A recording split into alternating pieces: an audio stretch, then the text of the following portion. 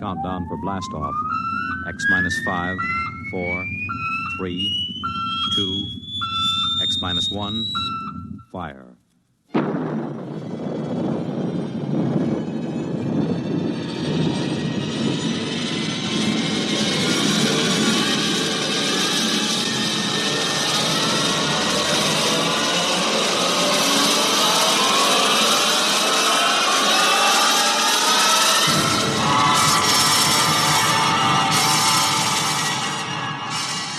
From the far horizons of the unknown come transcribed tales of new dimensions in time and space. These are stories of the future, adventures in which you'll live in a million, could be years, on 1,000 maybe worlds. The National Broadcasting Company, in cooperation with Galaxy Science Fiction Magazine, presents X minus 1.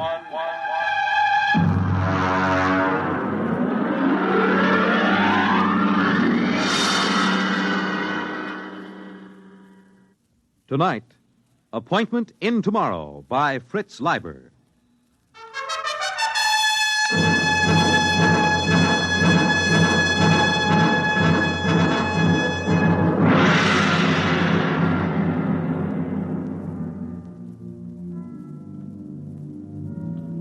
The first angry rays of the sun, which surprisingly enough still rose in the east at 24-hour intervals, pierced the lacy tops of Atlantic combers and touched thousands of sleeping Americans with unconscious fear because of the unpleasant similarity to the ray from World War III's thermonuclear weapons.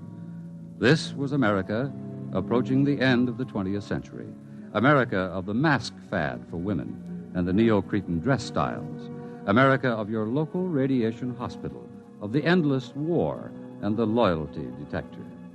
In his bedroom in the Thinkers Foundation, George Helmut slept. Calculus to the nucleus, adding a quantum equal to the resultant of G sub 1 prime. Repeating, the quantum... His educational sandman purred learnedly in his ear, droning tensor calculus through the night, filling the hours that used to hold man's formless fears and floating anxieties with the rigid form and anchored shapes of mathematics.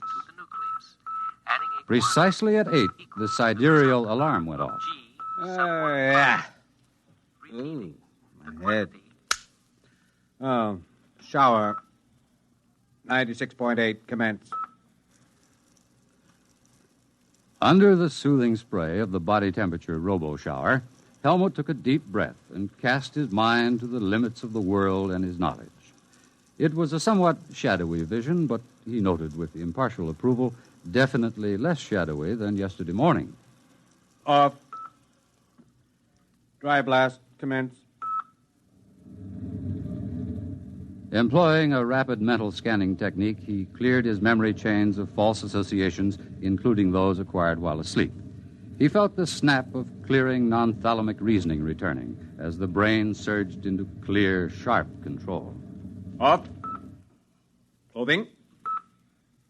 Color key 705. He stepped into his clothing, the severe tunic, tights, and sockasins of the modern businessman. He smiled. The next big move had come to him in his sleep, as many of his best decisions did, because he utilized the time-saving technique of somno-thought, which could function at the same time as somno-learning. Attention, robo-locator. Category, rocket physicist. Classification, genius level. Time limit for search, 20 minutes. Commence. Take dictation. Dear fellow scientist, a project is contemplated that will have a crucial bearing on man's future in deep space. Ample non-military government funds are available. There was a time when professional men scoffed at the Thinkers Foundation. Then there was a time when the thinkers perforce neglected the professional men. Now both times are past.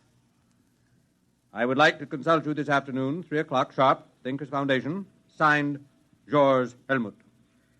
End of dictation. The president is waiting to see Maisie, sir. He has the general staff with him. March and peace to him. Tell him I'll be down in a few minutes.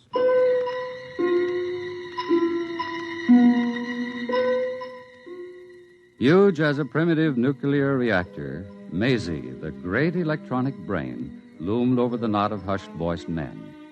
Its front was an orderly expanse of controls, indicators, telltales, and terminals, the upper ones reached by a chair on a boom. This was the machine with 1,000,000 times as many synapses as the human brain, the machine that remembered by cutting delicate little notches on the rims of molecules. This was the machine that timid cyberneticists and stuffy professional scientists had said could not be built. Yet this was the machine that the thinkers, with characteristic Yankee push, had built and named, with characteristic irreverence, Maisie. Have you the questions for the day, Mr. President? Here, Mr. Helmut. I see. The question on the Pakistan crisis is a little touchy. I don't know. If there is enough data to answer it, Maisie will do so. Well, of course, I didn't mean to. Of If course. you will excuse me, gentlemen, I will code the questions for Maisie. Oh, Section 5, Question 4. Whom would that come from? Number 4. Physics. Opperly and his research team. I see. Thank you, Mr. President. While I'm coding the tape, there will be time to watch the takeoff of the Mars rocket. Beautiful, beautiful. Oh, I've often wanted to go to New Mexico. As a matter of fact, I've always wanted to go right through to Mars. Mr. President. My chief of staff thinks the project should be under the Army instead of the Thinkers Foundation. Mr. President, this is the way Maisie designed the project. Oh, I know. That's what I told him. Still, I wish you people could bring back a few of those wise little devils from Mars. It would be a good thing for the party, the country. It's quite unthinkable. The telepathic abilities of the Martians make them extremely sensitive. The conflicts of ordinary Earth minds would impinge on them psychotically. Only the thinkers can contact them because of the clear training and errorless memory chains. Perhaps someday, in the future... there goes the rocket. Beautiful, beautiful. I am ready to submit the question tapes to Maisie. Stand back, gentlemen. Oh, well, sorry. And now... All right, gentlemen. Maisie is thinking.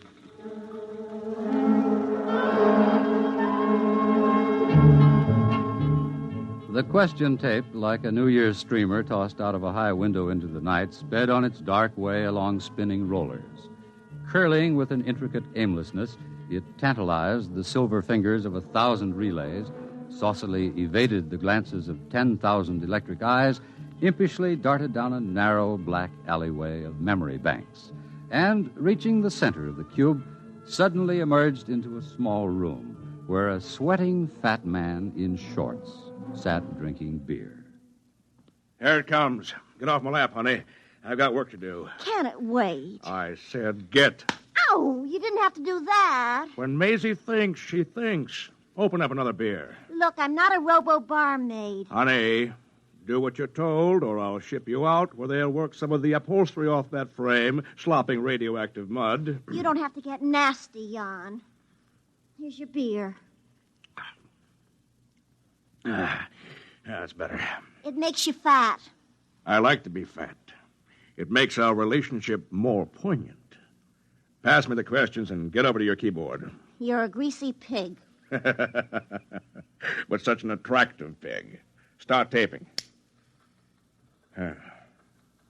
Why, that dirty... What's the matter? One of the questions. Does Maisie stand for male Zell? For what? Male Zell. Does it? Look, you just keep sitting on your brains and let me do the thinking. Tape. Maisie does not stand for male Zell. Maisie stands for amazing, humorously given the form of a girl's name. Who is Maelzel? Edgar Allan Poe. Huh? It's a story. Maelzel's chess player. About an automaton that was supposed to play chess. Poe proved it had a man inside it. Oh, and they want to know if Maisie... They're wrong. Maisie doesn't have a man inside it. Just a lump of conceited lard. You could have hit me with that. Look at my dress. Get me another glass of beer. That must have come from the physics section of the Research Institute. Opperly and that ape Farquhar. Well, we'll look into that. All right, start taping. Question 1. The midterm election vidcast should be spaced as follows.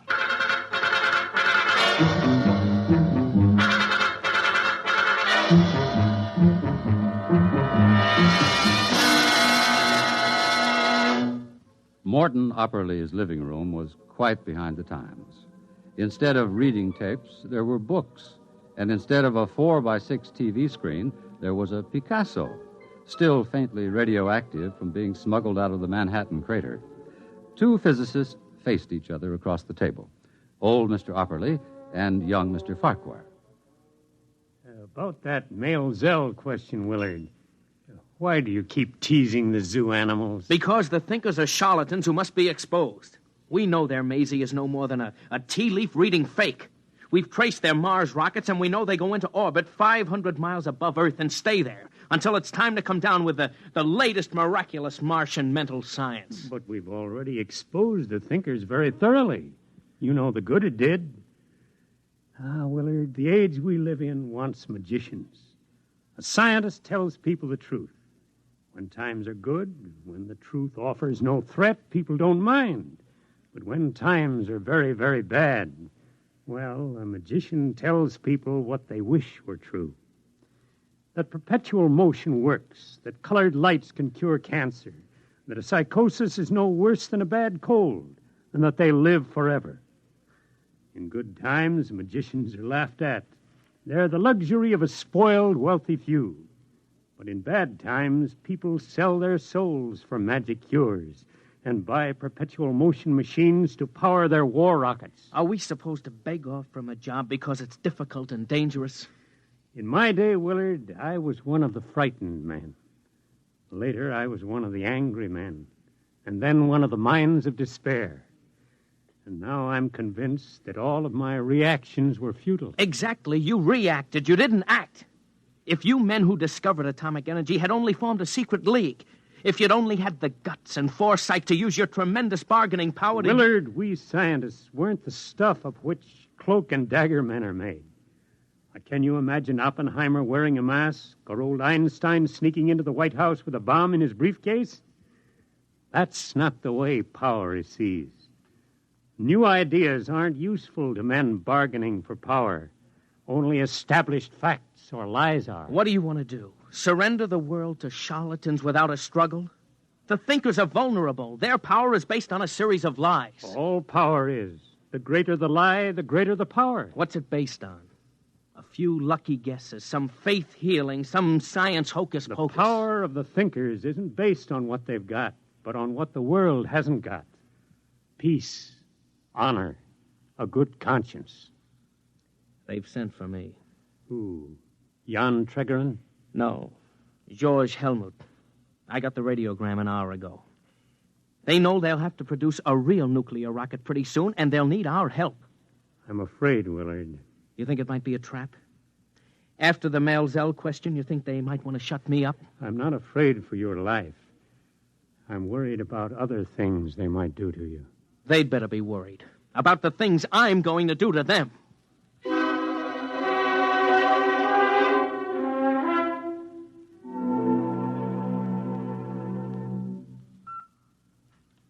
Martian peace to you, Willard Farquhar. You have entered the Thinkers' Foundation. Please remain on the slideway. I want to see George Helmut. May we take your hat and coat? What the... Do not be alarmed. Invisible radiations are slaughtering all the germs in your body, while more delicate emanations are producing a benign rearrangement of your emotions. Claptrap. I can recognize a 14-cycle sonic note when I hear one. Where's Helmut? This way, please. Helmut, cut out all this Swami stuff. Where are you? I'm afraid Mr. Helmut won't be able to meet you, Mr. Farquhar.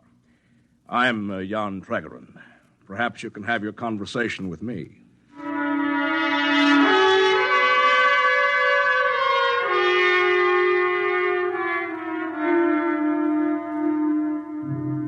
George Helmut waited in a conference room with 24 empty chairs. He had prepared by 2 hours' rest with the Somno teacher on full volume for this conference, having strengthened his mind by hard years of Somno learning, memory straightening, and sensory training. He had assured himself of the executive power to control the technicians and direct their specialized abilities. Together, they would have built the true Mars rocket. But, unfortunately, no one came. Where are they? Report. No word from the door, Master. They can't all be late. Did you check? The calls have been put through. What response? Dr. Burnside reports he received the second message just in time. What second message? The message calling off the meeting.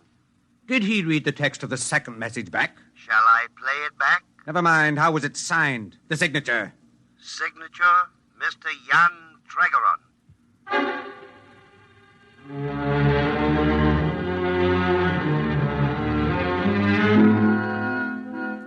George Helmut dejectedly examined his organizational charts, and then tapping his stylo on the pad, he extended his mental aura, cleared his memory chains of error, accelerated his cerebral processes by the Haber-Gerson process he'd practiced for so many years. Slowly, he could feel the tight, heart-squeezing disappointment ebb. He was in control again. Tregeron, he was the one to blame. Tregeron, who was so used to working by deception that he must be shown the light. Well, Willard, how was your adventure among the magicians? Well, they didn't hurt me. You're sure? And are you as determined as ever to smash and expose the thinkers? Of course. Only from now on I won't embarrass you by asking any Male Zell questions. After this, I shall bore from within.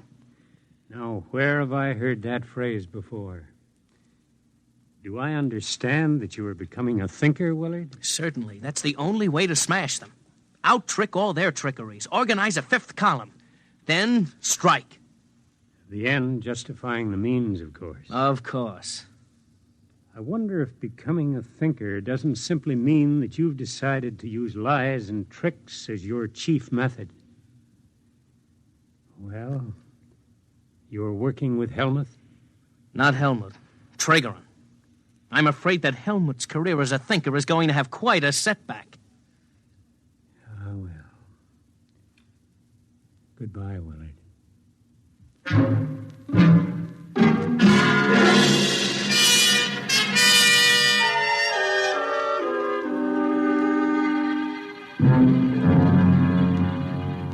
Tregeron, I want to talk to you. Shall I leave? No, please stay. Jan? Stay. You ought to enjoy this. George has that errorless memory chain. Tregeron, you know why I'm here. I don't know. I've been sadly remiss on my precognition and clairvoyance exercise. I've been too busy with other things, other people, other exercises. But I don't need Maisie to guess. You just went ahead and canceled the conference without consulting me. You called it without consulting me. Shouldn't do that sort of a thing, George. I was absolutely sure of my ground, perfectly prepared. I visualized it. The rocket boosting up on chemical power, then setting sail. Sail? Sail? A nuclear reactor rocket. Oh, George, you're fabulous. Yes, sail. Thin streams of nuclear reflecting material and the rocket feeding meson streams behind it. I conceived it all, complete, except for technical details. George, you are a thinker. A real thinker. I know. Now, look here, George. Every man should stick to his trade. Technology isn't ours. You know as well as I do that we're going to have a nuclear spaceship and actually go to Mars someday. Are we? Yes. Just as we're going to have to build an actual Maisie. I helped you organize the thinkers. At least I was your first partner. Our basic idea was that the time had come to apply science to the life of man on a large scale. The only thing holding the world back from this was the ignorance and superstition of the average man and the stubbornness and lack of enterprise of the academic scientists. Their worship of facts, even when the facts were clearly dangerous. Splendid. Splendid. Caddy, get me another beer. I'm filing my nails. All right, all right. Everybody wanted the new world. The trips to Mars, the knowledge of the human brain. All they lacked was the nerve to take the first big step. And that was what we supplied. Here's your beer. There was no time for slow and careful plodding. We couldn't afford to check and double-check. We couldn't wait for the grudging approval of the professionals. We had to use fake stunts, tricks, anything to get over the big point. Once that was done, Mankind was headed down the new road. It was easy to just heal the breach with the professionals and to make good in actuality what had been made good in pretense. Very good. The beer. We built Maisie. We built the Mars rocket. We discovered the wisdom of the Martians. We sold the people and the science the professionals had been too high-toned to advertise or bring into the marketplace. But now that we'd succeeded, it's time to let accomplishment catch up with imagination, to implement fantasy with fact. You suppose I would have gone in with you if I hadn't known that someday we'd actually make what we claimed we had already made? Oh, is that it? Jan, the day's come, and I'm the man. I've prepared myself. Caddy, clear the decks. All right. I know. You just want room to point that fat finger. I want her to stay. All right. George, look, every revolutionary wants to see the big change take place in his lifetime. But time for the second step. George, the average man's exactly where he was 10 years ago when we took over. Except he's got a new god. More than ever, he thinks of Mars as a Hollywood paradise with wise men and yummy princesses, like Caddy here. Do you think I'm yummy, really? Shut up. Maisie is Mama, magnified 1,000,000 times. The professional scientists, they're more jealous and stuffy than ever.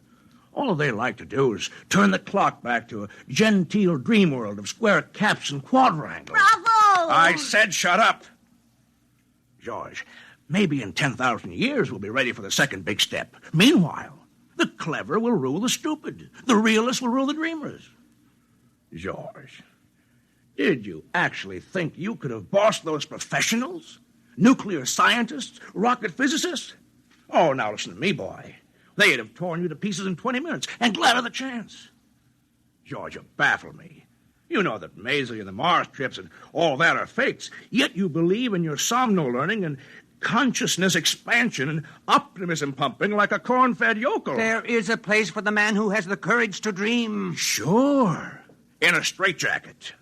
Oh, George, you remind me of those men who used to put out those lurid little magazines with Caddy's grandmother on the cover in outer space in a stripped-down bathing suit. My grandmother never... I said shut up!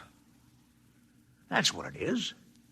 Frustrated little men playing science god to generations of pimply high school chemistry students and gas station attendants, conning them into thinking they're in the know, sprinkling a few formulas to the garbage and playing Atom Smasher, and then being very solemn about the role of imagination in science. George, the trouble with you is they forgot to take your zap gun and space cadet decoder pin away from you when you turned 13. That's your honest opinion? It's more than that. George, get a hold of yourself and quit taking fantasy in the veins. That's an order.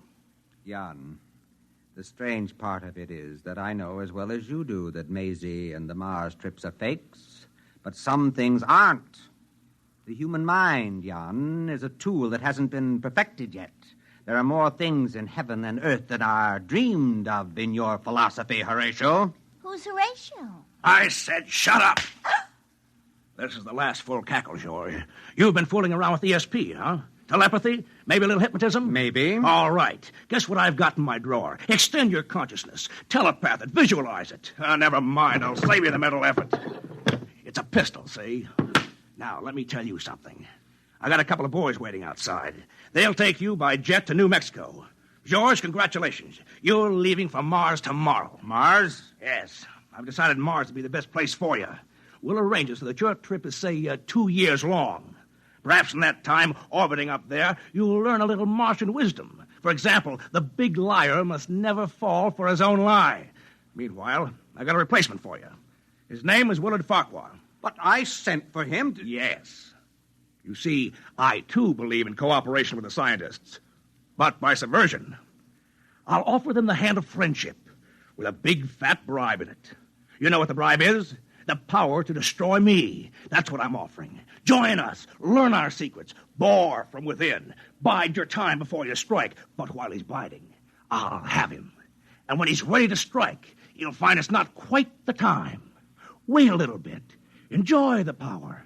Play with fat old Jan Tregerin like a cat.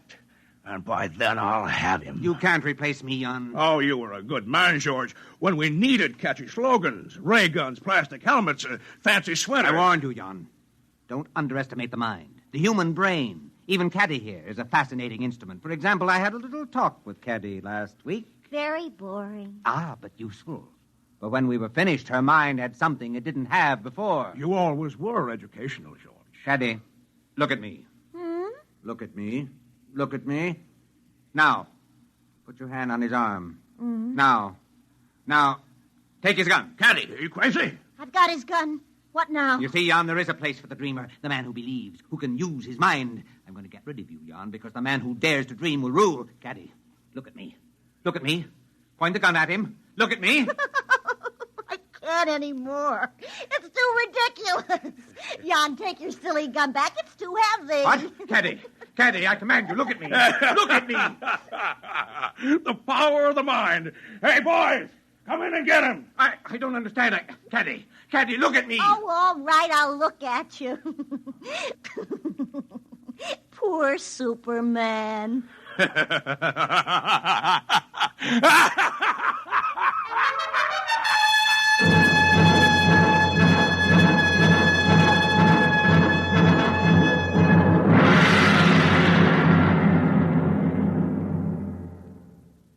You have just heard X-1, presented by the National Broadcasting Company in cooperation with Galaxy Science Fiction Magazine, which this month features You Go by E.C. Tubb, which proves that for pure, chilling horror, nothing can beat cold, hard facts.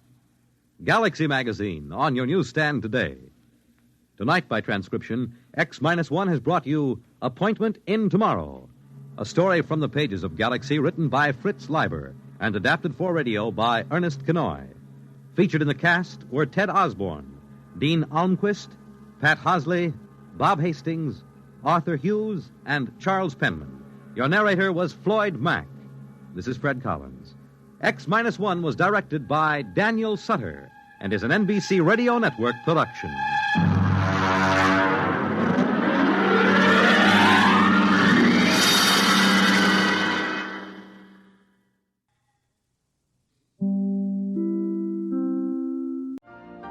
You've been listening to the OTR Gold Network.